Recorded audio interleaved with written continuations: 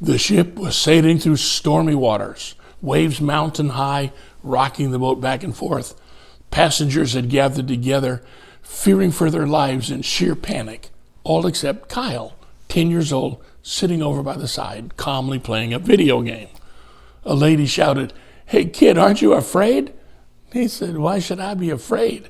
My father's captain of this ship. I've done this before. He always gets us through."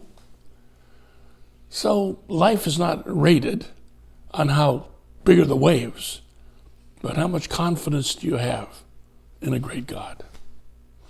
Now, we know God will sometimes send us through deep waters, but that's not to drown us. That's to cleanse us and to teach us. So out of this whole stormy mess, what have you learned and what will you remember? This I know.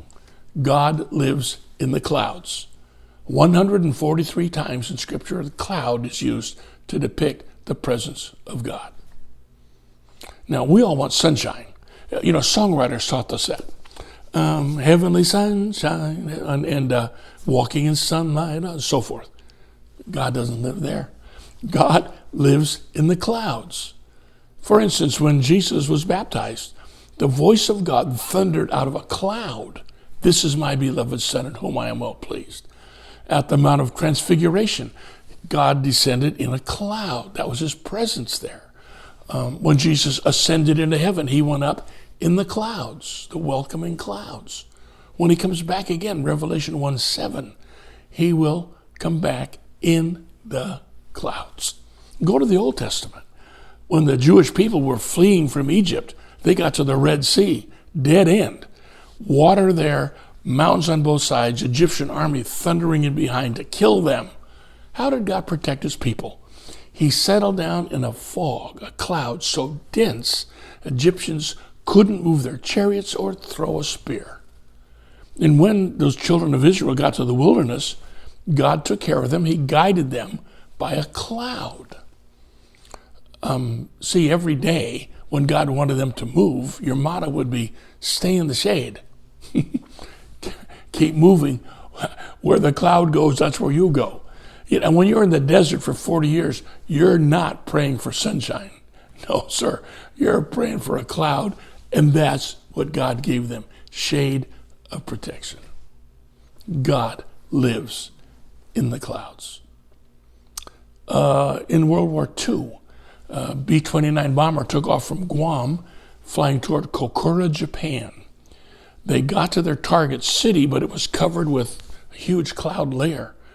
Off a sunlit sea, these clouds had rolled in. So they circled for 30 minutes. In 45 minutes, they couldn't drop their payload. Couldn't see anything down there. 55 minutes, the fuel is running low, dangerously low. So they had to say goodbye to Kokura, fly to the secondary city, where the bombardier said, bombs away. Clear sky there. Then they went home.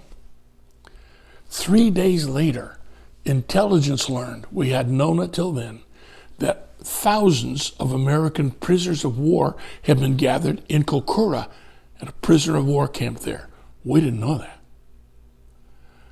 When the pilot got word, he was shocked, stunned, and he just said, thank God for the storm, because his payload would have dropped there.